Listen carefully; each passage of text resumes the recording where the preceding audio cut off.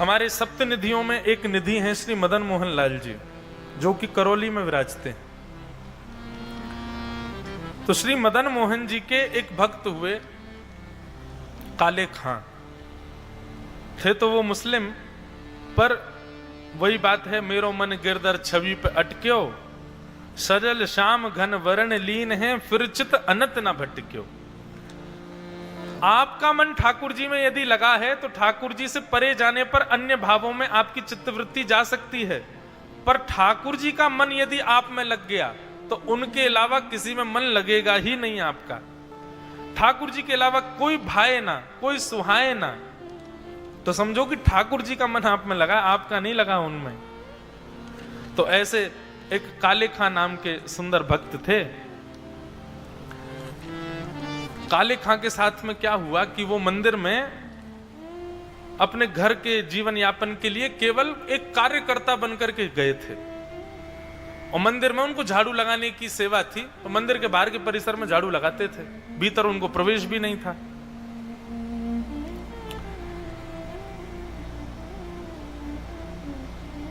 लेकिन वही बात है ना कि भाव को भाव अनख आलस हूं, नाम जपत मंगल दिश दश हूं। कोई किसी भी भाव से मेरे पास आ जाए, अगर मुझे उसका भाव प्रिय लग गया तो मैं तो स्वीकार कर लेता हूं। काले खां तो केवल वेतन लेने के लिए झाड़ू पोंछा करने जाते थे मंदिर के बाहर के परिसर में। उनको कोई मतलब नहीं था मदन मोहन जी की आरती भोग ये सब क्या है, क्या हम उस धर्म के ही नहीं है तो हम क्यों भजें। लेकिन एक दिन झाड़ू लगाते लगाते लगाते जैसे मुख्य द्वार के सामने से झाड़ू लगा के जा रहे थे, देखते भी नहीं थे वो भीतर। बोले क्या करना है देख के, हमारे खुदा हैं, हम इनके भगवान को क्यों देखें। गलती से उनकी दृष्टि भीतर पड़ गई और उस समय गर्भगृह के कपाट खुले हुए थे।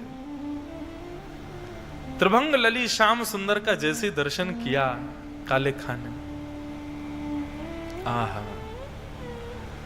बस वो एक क्षण का दर्शन हुआ और इतने में ही पुजारी जी ने पर्दा कर दिया। तो जैसे मानो किसी प्यासे को एक बूंद जल दिखा करके और फिर पूरा घड़ा फोड़ दिया गया हो।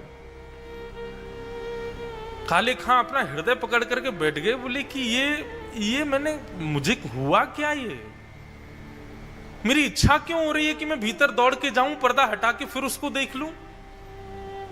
अरे भाई, जहन्नुम में जाना पड़ेगा, अपने खुदा को छोड़ करके किसी और के खुदा को देख रहा है। बार बार कान पकड़ने लगे, बार बार अपने चित्त को पकड़ करके और शांत होने लगे। लेकिन यहां काले खां ने नहीं देखा है, ठाकुर जी ने देख लिया काले खां को, और जिस पर उनकी दृष्टि पड़ गई हो फिर वो कहां जा सकता है। अब तो काले खां की स्थिति ये हो गई कि दिन रात रैन उसके चित्त में केवल वो मोहिनी मूरत, सांवली सूरत, कैसे पैर करके खड़े, कभी कभी तो स्वयं अपने पैरों को त्रिभंगी बनाने का प्रयास करता। बोले ऐसे खड़ा था, ऐसे उसके हाथ थे, ऐसे सिर झुका रखा था, ऐसे खड़े होके सुंदर कौन लगता है, वो मुझे सुंदर क्यों लगा। अब तो दूसरे दिन वो वेतन के लिए और झाड़ू लगाने की भावना से नहीं, अब तो मौका ढूंढने के लिए मंदिर गए थे कि मुझे वो दिख जाए, फिर से दिख जाए। दर्शनार्थी खड़े होते, नीचे दहली पे से ऐसे उझक करके काले खां दूर से ही देख लेते, और नीचे से ही मदन मोहन जी की छवि दिख जाती। पीछे जाकर के खूब रुदन करते, स्वयं से पूछते मुझे हो क्या रहा है, मैं क्यों आसक्त हो रहा हूं इनमें, ये मुझे अच्छे क्यों लग रहे हैं।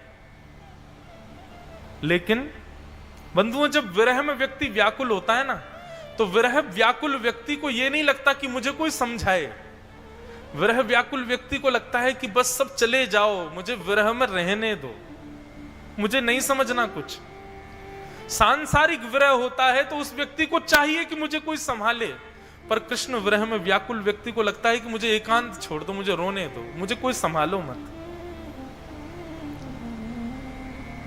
काले खां की स्थिति दिन ब दिन ठाकुर जी के दर्शन करके ऐसी होने लगी, और वे प्रत्येक दिन भगवान के और समीप पहुंचने लगे। लेकिन बात वही है ना कि प्रेम छुपाए से छुपता नहीं है। संसार में बंधुओं दो वस्तु ऐसी हैं, उनको कितना भी छुपा लो वो छुप नहीं सकती। पहला सत्य, आप कितना भी उसको छुपाने का प्रयास कर लो, एक दिन वो प्रकट हो ही जाएगा। और दूसरा प्रेम, ये दो कभी छुप नहीं सकते। इनके लिए कोई स्थान, सुरंग बनी नहीं जहां पर इनको छुपाया जा सके, ये प्रकट हो जाते। काले खां का प्रेम धीरे धीरे प्रकट होने लगा, सबके लिए प्रकट हो रहा था, तो सबको तो आश्चर्य लगता था, अरे वाह, ये देखो ये कैसे मुसलमान होकर के भगवान को भजता है, ठाकुर जी को देखने के लिए लालायित रहता है।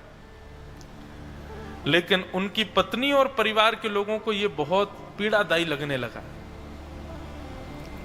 लेकिन अब काले खां ज्यों ज्यों मदन मोहन जी के उपासक होते जा रहे थे, त्यों तो उनको फर्क नहीं पड़ रहा था। ये वैष्णव का स्वभाव है, उसको फर्क कम पड़ता है चीजों से, कौन क्या बोलेगा, क्या सोचेगा, क्या कहेगा, इन विचारों से परे होता है वैष्णव। और जो इन विचारों में पड़ा है, समझो कि अभी वो बना नहीं है वैष्णव। उसको ये स्थिति है, कौन क्या बोलेगा, लोग क्या कहेंगे।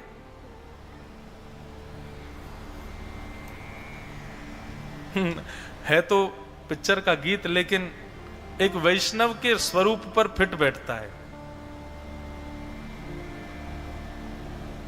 कुछ तो लोग कहेंगे, लोगों का काम है कहना, छोड़ो बेकार की बातों को, बीत ना जाए रहना। लोग तो कहते रहेंगे, पर काले खां पर उसका कोई असर नहीं हुआ। काले खां जाता था, जाकर के केवल दहली से ठाकुर जी को देख लेता था, और बस इतने में ही वो संतुष्ट था। प्रेमी का एक और स्वभाव, वो ज्यादा समीप भी नहीं आना चाहता, वो मध्यस्थी ही रहता है। लेकिन काले खां के यहां एक विडंबना थी कि काले खां को कोई भी संतान नहीं थी, तो इसकी वजह से उसके परिवार के सब लोग ताने देते थे कि अपने खुदा को भजे तो खुदा रहम करके तेरे को कुछ देगा, अब तो दूसरों के खुदा को भजता है, तो वो हमारा है ही नहीं, तो हमको संतान देगा क्यों।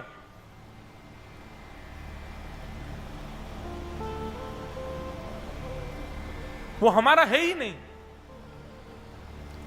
काले खां को ये बात चुभ गई। उनको ये नहीं चुभ रहा था कि मुझे संतान नहीं है, पर सबकी ये बात चुभती थी कि वो हमारे नहीं है, हम पराये हैं, हम दूसरे हैं, हमारे ठाकुर दूसरे हैं, वो हमारे हो नहीं सकते कभी। उनको ये बात ज्यादा पीड़ा देने लगी। काले खां मदन मोहन जी के सामने हमेशा केवल दर्शन की अभिलाषा से जाते थे, पर आज पहली बार मांगने गए। मैं इसी विषय को कहना चाह रहा था कि भगवान से कुछ मांगो तो इस भावना से मांगो। काले खां गए और मदन मोहन जी से जाकर के प्रार्थना करने लगे, हे लाल जी, पता नहीं मेरे अंदर आपसे क्यों प्रेम हो, मुझे तो प्रेम है ही नहीं आपसे, आपको है मुझसे, पर यदि आप वास्तव में मुझसे प्रेम करते हो और मुझे नित्य अपना दर्शन देना चाहते हो, तो भगवान इस संसार के प्रपंच से मुक्त करने के लिए एक संतान मुझको दे दीजिए। मैं फिर कह रहा हूं, ये संतान मुझे वंश वृद्धि के लिए या मेरा आगे चल करके बड़े सब संसार परिवार, इसके लिए मुझे संतान नहीं चाहिए। मुझे संतान इसलिए चाहिए ताकि मैं अपने परिवार के लोगों का मुख बंद कर सकूं कि आप मेरे हो और आपने मुझे संतान दी है। मैं पराया नहीं हूं आपके लिए, मैं आपका ही हूं, आप मुझे दे सकते हो, इसलिए प्रभु मुझे संतान दे दो। इतने निष्काम भाव से और इतने प्रेम भाव से काले खां ने मांगा कि अगले दिन ही उनकी पत्नी को खबर आई कि वो अब गर्भाधान हो चुका है। और काले खां के जितने भी रिश्तेदार, परिवार के नातेदार आदि आदि सब थे, सबका मुंह बंद हो गया। काले खां सबको कहते, आप कहो, तुम तो कहते थे कि वो तो कुछ देगा नहीं, वो तो किसी और का ठाकुर है, वो तो हिंदुओं का ठाकुर है, वो तो मुझे देगा नहीं, देखो उसी ने ही दिया है। काले खां बड़े प्रसन्न, बोले कि अब कोई बोलने वाला नहीं है, हे मदन मोहन लाल जी, बस इतना ही मांगना था, अब कुछ मत देना। अब ये बालक जन्म ले ले, कुछ करे नहीं करे, मुझे कोई मतलब नहीं है, मैं तो बस अब मैं इस बात से प्रसन्न हूं कि आपके पास आने में कोई रोक टोक नहीं है मेरे लिए। बालक का जन्म हो गया और धीरे धीरे वह बालक 8 वर्ष का हो गया। सब कुछ ठीक चल रहा था इतने वर्षों से। मदन मोहन जी तो अब अनन्य रसिकों की गिनती में आने लगे, लेकिन मंदिर में अभी भी प्रवेश नहीं करते, बाहर ही से ही दर्शन करते हैं। आहा श्री काले खां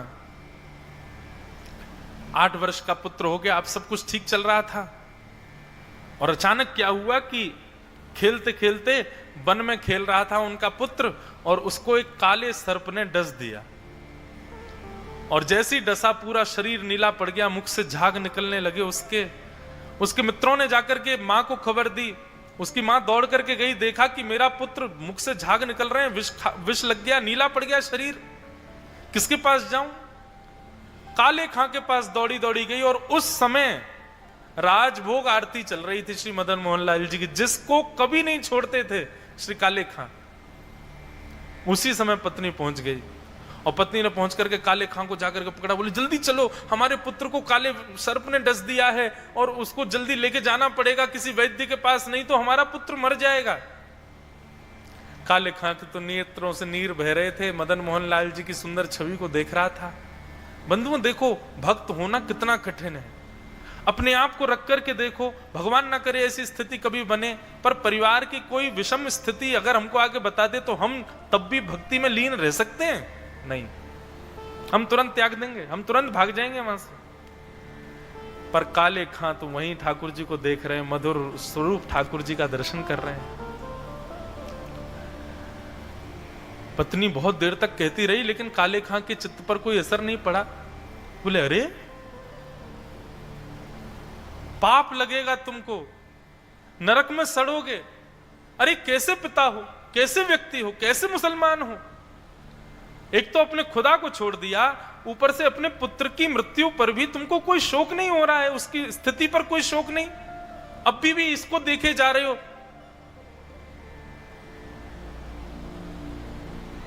मदन मोहन लाल जी के रूप को देख रहे थे श्री काले खां, और मनी मन मदन मोहन जी से कह रहे थे, मिल गया चैन आपको? मैं रोज यही चिंता करता था कि अब सब बढ़िया चल रहा है, अब सब बढ़िया चल रहा है, अब सब बढ़िया चल रहा है। हे ठाकुर जी, बस मुझे कुछ नहीं चाहिए, बस कोई रुकावट मत आने देना। लेकिन कालिया, तू भी मानता नहीं है बिना रुकावट के? हाँ, अरे मेरा कोई मोह नहीं है उस पुत्र में, क्यों उसको डसवा दिया? और उसको कोई काले सर्प ने नहीं डसा, तुम ही गए थे उसको डसने, मुझे पता है। सबसे बड़े काले सर्प तुम ही हो, मुझे डस दिया सालों पहले। आज तक मैं उस विषय से उभर नहीं पा रहा हूं तुम्हारे प्रेम के, अब मेरे पुत्र को डस दिया। अरे मुझे तुम्हारा वियोग नहीं चाहिए, क्यों करते हो ऐसा? पत्नी बोली, तुम तो यहीं मर जाओ, तुमसे अच्छा तो मैं अकेले पाल लूंगी अपने घर को। राजभोग के बाद मंदिर बंद हो गया। काले खां विचार करने लगे, क्या करूं? उठ करके गए, देखा तो पुत्र नीला पड़ा है। उसको उठा करके ले जाने लगे, किसी वैद्य के यहां ना ले जाकर के श्री मदन मोहन जी के मंदिर में ही ले आए, और मदन मोहन जी की दहली के सामने अपने पुत्र को रख दिया। और रख करके काले खां श्री मदन मोहन जी के चरणों में बैठ करके प्रार्थना करते कि मुसफक सफीक रफीक दिल दोस्त मेरे। ये काले खां के शब्द हैं, आज भी मदन मोहन जी के सामने गाए जाते हैं कि मुसफक सफीक रफीक दिल दोस्त मेरे, मेरी नजदीकी हकीकी ख्याल कीजिए।